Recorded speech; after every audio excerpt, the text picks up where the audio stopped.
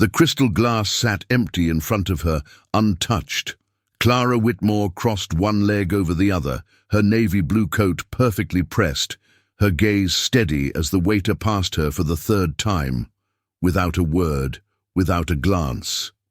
Around her, laughter echoed, silverware clinked. At the far end of the room, a man in a tailored suit watched it all, his fingers tapping the table, jaw locked in silence. The dining room of the Arbor, a high-end restaurant tucked into the heart of Charleston, buzzed with quiet conversations and soft piano melodies. It was a place for proposals, promotions, anniversaries, a place where appearances mattered, and where Clara Whitmore, a poised black woman in her 70s, didn't seem to fit the mold. She sat alone at a corner table, reservation confirmed, yet nearly invisible. 22 minutes had passed. Still no water, still no menu. The waiter, Ethan Blake, breezed by again, smiling broadly at a group of executives nearby, never once acknowledging Clara's presence. She didn't fidget, didn't complain, just waited. What no one in that room knew was that Clara wasn't just another forgotten customer. And Ethan Blake wasn't just being inattentive, he was making a choice that was being watched.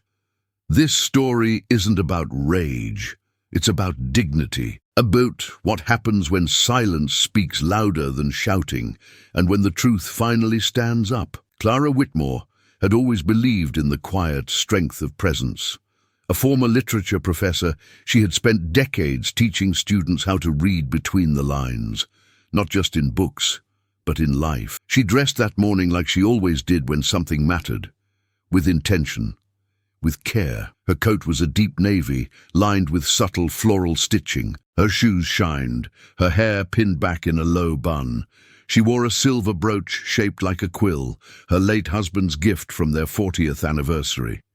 When she arrived at the Arbor, she gave her name with a calm confidence. Whitmore, reservation for one.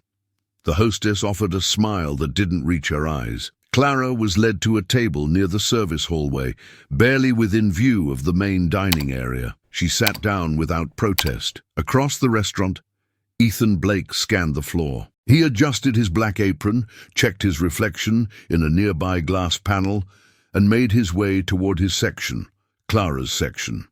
He glanced at her table, hesitated, then veered toward a family of 5 that had just been seated. He laughed at a toddler's joke, poured water, took their drink orders. Clara waited. The room was warm with conversation, the kind of ambiance designed to make people forget time.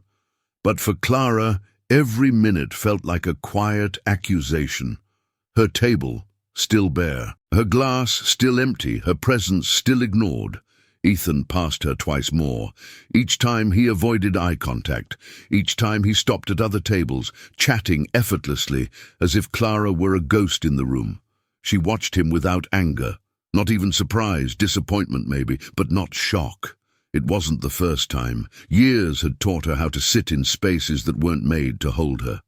But still, each time, it hurt in a new way. From the far end of the restaurant, behind a decorative column of glass and wood, a man watched. Miles Whitmore hadn't touched his drink. He saw everything, how his mother was seated, how she was dismissed, how no one intervened. His face remained still, but inside something sharp was unfolding. He hadn't told the staff who she was. Not yet. Clara hadn't stepped into the Arbor just to dine.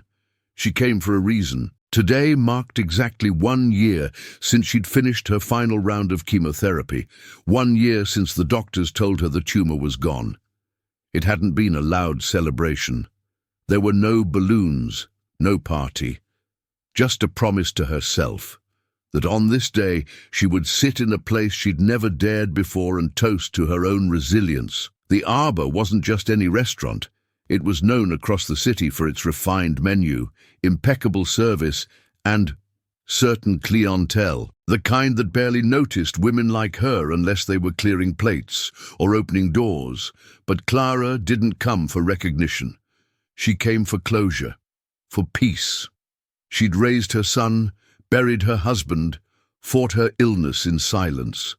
Now, All she wanted was a single afternoon to feel seen, by herself, if no one else. She unfolded the linen napkin on her lap, smoothing it with care. She looked around the room, the way someone might admire a painting, not to belong to it, but to understand it. That's when Ethan finally approached. No notepad, no greeting, just a stiff, "Sorry for the wait. We're short-staffed today." Clara met his eyes gently. "That's all right. I'd love a glass of water to start." Ethan nodded curtly, already turning away before she finished the sentence. She waited. He didn't return. Instead, she watched as he stopped at a nearby table to recommend a wine pairing to two men in golf polos. He laughed, loud, confident, charming. Then moved on to a couple at the center of the room. She noticed how he knelt slightly to their level, asked about allergies, offered suggestions. Clara's mouth felt dry, her water glass still empty. A woman seated diagonally from her raised an eyebrow, watching, then whispered something to her partner. They both glanced at Clara's table, then quickly looked away. Another 10 minutes passed. Ethan passed her table again. No tray, no acknowledgement. Clara lifted her hand, just slightly. Ethan paused, as if bothered, then stepped over. "I'll be back," he said flatly, still catching up. "I understand," Clara replied, her tone still soft, but something inside her was starting to break. Not loudly, not visibly, quietly, the way paper tears when folded too many times. She thought of her husband, Henry, and how he used to say, "Dignity is like a coat, Clara. People may try to take it off you, but if you hold it tight enough, it stays." She held it tight, but this was heavier than she expected. The ice in the glass next to the table behind her clinked gently. A waiter, not Ethan, had just refilled it, smiling as he offered lemon slices. Clara glanced at her own glass again, still empty. The air felt thicker now, the hum of conversation suddenly too loud, the laughter a little too sharp. Clara sat straighter in her chair, smoothing the napkin on her lap again, a small motion to ground herself. She looked at her watch. 41 minutes. No one had taken her order. No one had offered her even the most basic kindness. She caught sight of herself in a decorative mirror across the room. The image startled her, not because of how she looked, but because of how she didn't. In a room full of glowing faces and sparkling conversation, she barely registered, invisible. A busboy passed by with a tray. Clara smiled gently as their eyes met. He looked startled, then quickly turned his gaze away and picked up speed. She wasn't used to this feeling. Not anymore. Years ago, yes. She'd known it too well. The back of the bus, the accidental bumps in crowded stores, the job interviews that ended the moment she stepped through the door. But she'd thought the world had changed, or maybe she had simply outlived the worst of it. Apparently not. From across the room, Miles watched. He hadn't moved, hadn't taken a bite, hadn't said a word. This wasn't just another bad server. This was a pattern. A decision being made over and over right in front of him, one that revealed everything he needed to know. Clara lifted her hand again. A simple gesture, controlled, graceful. Ethan walked toward her, finally, but stopped halfway to check on another table. Then, with a glance in Clara's direction that bordered on annoyance, he approached. He didn't smile. "Have you decided what you want?" "I haven't been given a menu yet," Clara answered gently. He blinked as if surprised she'd spoken. "I'll get one," he muttered, then added, more to himself than to her, "Should have just waited outside." She heard it, every word. Clara didn't flinch. She simply nodded once and folded her hands again. But her throat tightened, her chest pulsing with a pain far older than Ethan Blake. She was back in 1964, walking into a diner in Montgomery with Henry, being asked to leave before they even sat down. She was in the teacher's lounge in 82, overhearing a colleague say she was too strict to be likable. She was in the oncology waiting room, where a nurse had once assumed she was someone's caretaker, not the patient. And now, here. She hadn't come here expecting to be celebrated, but she hadn't expected to be erased either. A couple at the next table shifted uncomfortably. The woman leaned toward her partner. "She's been here a while, hasn't she?" she whispered. Miles heard it too. Still, he didn't move, not yet. He wanted to see if Ethan would realize the weight of what he was doing, but Ethan just disappeared again. Another 5 minutes passed, then 10. Clara exhaled slowly. This wasn't just bad service. It was deliberate, calculated, quiet enough to be deniable, cruel enough to leave a mark. Then finally, Ethan returned with a single menu. No apology, no water. He placed it on the table like a bill. Clara looked at it, then back at him. "Thank you," she said softly. Ethan said nothing. He walked away. And Clara, left in the center of a room full of people and attention and light, had never felt so completely, utterly alone. And you? Have you ever walked into a place and felt like you didn't belong, like no one even saw you? Tell me in the comments. Sometimes just sharing your story is enough to remind someone else that they're not alone in theirs. Clara closed the menu slowly, though she hadn't even looked at it. There was a strange peace settling in her chest. Not because the pain had passed, it hadn't, but because something inside her had decided she would not shrink. She glanced down at her hands, weathered, elegant, firm. Hands that had held students through tears, buried a husband, written hundreds of recommendation letters, fought cancer without telling half her friends. Hands that had turned pages when her body begged her to rest.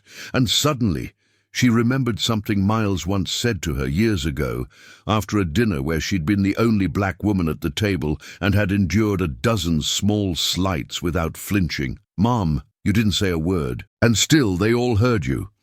She had smiled at the time, but now those words echoed deeper. Clara sat a little taller in her chair. She reached into her handbag and pulled out a slim leather journal. Unsnapped the button, removed a pen. If the world around her insisted on pretending she wasn't there, she would turn inward and write, not out of retreat, but as declaration. With calm fingers, she began to jot notes. A phrase here, a line of poetry she once taught. A quote by Baldwin. A single word, endurance. From the corner of her eye, she noticed the couple next to her watching. The woman offered a polite smile. Clara returned it with the faintest nod, not out of friendliness, but clarity. She wasn't invisible. They just didn't know how to see her. But she saw herself. That was enough. The clinking of glasses continued. Ethan's laughter again at another table. The piano shifted into a slower melody. Somewhere in the background, Miles leaned forward, his jaw still set, but now there was something else in his eyes. Respect, admiration. The fire was still burning in him, but now he saw it, his mother's quiet resistance. Her power wasn't in what she demanded. It was in what she never needed to. The room kept spinning, but Clara Whitmore had anchored herself. Miles stood slowly. His movements were deliberate, measured, like someone crossing a tightrope between rage and restraint. He adjusted his jacket, smoothed his tie, and walked toward the back of the restaurant where Cynthia Monroe, the floor manager, stood near the bar, clipboard in hand. Without raising his voice, he leaned in. "Table 9, he said, just above a whisper. "Don't interfere. I want to see how far Ethan's willing to go." Cynthia's eyes widened slightly. "That's your mother?" Miles nodded once. "She didn't want anyone to know," he added. "She didn't want special treatment. Just decency." Cynthia pressed her lips together, gave a single nod, and turned her gaze back to the floor. Across the room, Clara continued to write. Miles returned to his table.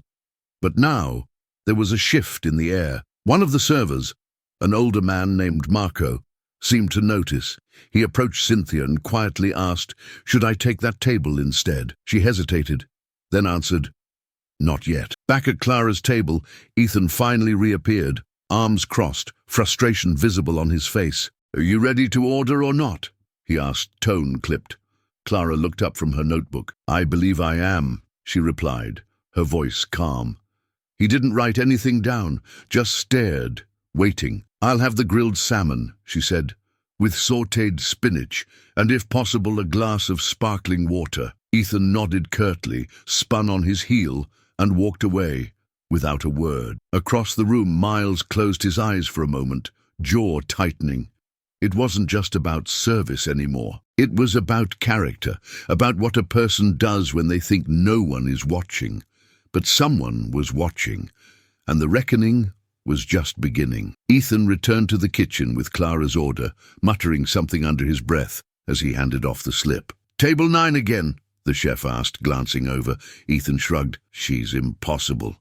Shouldn't even be here." He didn't notice that Marco, the senior waiter, had overheard. Meanwhile, back on the floor, Clara remained composed. Her fingers rested gently on her journal, the pen laid neatly across the page. The water still hadn't come. Neither had a simple "thank you" or "your order's on the way." But something had shifted. Not in Ethan. In the room. People were noticing now. A woman at a table nearby leaned over and whispered something to her husband. A young man in a business suit glanced at Ethan, then back at Clara. There was no scene, no shouting, but something unspoken moved through the dining room like wind through tall grass. The pianist missed a note. Even he felt it. Miles rose again. This time, he didn't go to Cynthia. He walked straight toward Ethan. The waiter was refilling a wine glass when Miles appeared at his side. "Ethan," Miles said, voice low but firm. Ethan looked up, startled. "Mr. Whitmore." "Sir, I didn't see you there." "No, you didn't," Miles replied. He turned, motioned toward Clara's table. "That's my mother." The words hung in the air like thunder waiting to break. Ethan blinked, confused. "Wait. Her?" Miles took a breath. "The woman you've ignored for almost an hour. The one you gave a corner table, denied water, dismissed without reason." Ethan's mouth opened, searching for excuses, but none came. The entire room was watching now. Conversations had gone silent. Forks hovered mid-air. Even Cynthia had taken a few steps forward, unsure whether to intervene. "I've been here the whole time," Miles continued. "I watched you treat her like she didn't exist. And now I want you to look at her. Look her in the eye and tell me why." Ethan's face paled. He turned toward Clara. She was sitting upright, not angry, just steady, composed. And suddenly he couldn't meet her gaze. He looked down. "Miles," Cynthia said gently from behind, "what would you like me to do?" Miles turned without hesitation. "Take over the table, personally." "And Ethan?" she asked. Miles glanced at him one last time. "He's done for the night." Ethan stood frozen, the black apron still tied around his waist like a symbol of something he no longer owned. No one said a word. The silence had shifted. It was no longer passive, but charged. It held judgment, consequence, and a quiet kind of justice. Without waiting for more, Ethan pulled at the knot behind his back, yanked the apron off, and placed it on a side counter with shaking hands. Then, head down, he turned and walked out of the restaurant. The heavy front door closed behind him with a soft thud. Miles watched him go, then turned back toward his mother. Clara hadn't moved. Her hands were still folded gently on the table, her journal now closed, her eyes calm and steady, not triumphant, just grounded. Cynthia stepped in quickly, placing a fresh glass of sparkling water in front of Clara with both hands. "Mrs. Whitmore," she said softly, "I'm truly sorry for what you experienced today. It will not happen again." Clara nodded once. "Thank you," she said, her voice warm but controlled. "That means a great deal." Then Miles crossed the room and pulled out the chair across from his mother. He sat down, not as the owner of the restaurant, not as the man in the tailored suit, but as her son. "You okay, Mom?" Clara looked at him for a long moment. Her expression was unreadable. Then she reached out and placed her hand gently over his. "I'm fine," she said, "but you handled it." Miles swallowed the tightness in his throat. "I should have stopped it sooner." "No," she replied. "You let the truth show itself. That's harder. That's braver." A waiter brought out the salmon she had ordered, now perfectly plated, with extra care. A small candle had been added to the table. Someone had even requested the pianist to play something softer, more soulful. Clara took a small bite, then looked around. The atmosphere had shifted completely. People were no longer pretending not to see her. Their eyes held a quiet respect, not out of guilt, but realization. The young couple nearby gave her a small nod. The woman at the next table mouthed, "I'm sorry." Even Marco, the older waiter, stopped briefly to say, "It was an honor to watch you handle that with such grace." Clara didn't need apologies. She needed exactly what she had earned, acknowledgement. As she continued her meal, Miles remained at the table. They didn't speak much. They didn't need to. There was something healing in the silence now. Something whole. When the check arrived, voided, of course, Clara didn't smile. She simply placed her napkin gently on the table, stood with care, and adjusted the collar of her coat. Her posture was still regal, as if she had just finished teaching a lecture rather than enduring an hour-long dismissal. Miles followed her to the door, not out of obligation, but out of reverence. Outside, the early evening breeze stirred the trees along the sidewalk. Clara paused before stepping down the stone steps. "You've built something special here," she said, her voice quiet. Miles nodded. "It's not enough." "It will be," she replied. "If you remember what happened today and who you're really building it for." He looked at her, unsure how to respond. She placed a hand on his arm.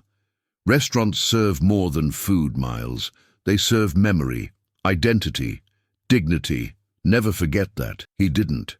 That night, Cynthia gathered the team after closing.